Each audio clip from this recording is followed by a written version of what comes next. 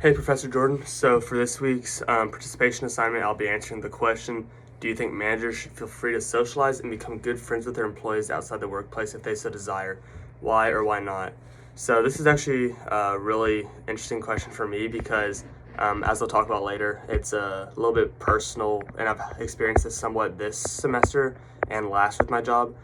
But to start off, I do think it's okay to pursue relationships outside of work for the purpose of just having like a real authentic connection with your employees.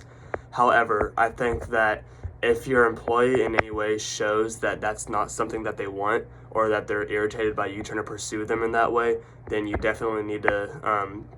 just hold back from it and just kind of reevaluate what you're doing and making sure that what you're doing is professional and it's desired from the other side of the party as well. And another thing is that you need to make sure that whatever your personal relationship is with people in the workplace, that relationship is not affecting the way that you see them, like while you're actually at work, and you in the way that you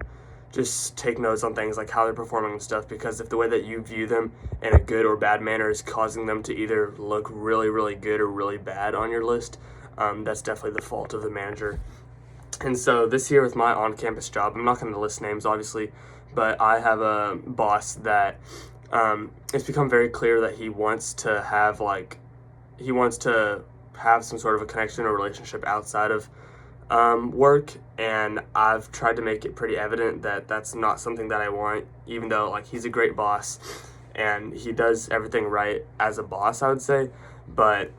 I think that he has too much of a focus on trying to have some sort of a relationship outside of work, and that whenever I show that that's not something that I want, or if I'm not like as committed to that as he is, it becomes pretty clear that he gets annoyed, and it's led to him saying things about the way that I work that I know aren't true. And so I think that's just a really good example of why personal relationships outside of work shouldn't be something that's required.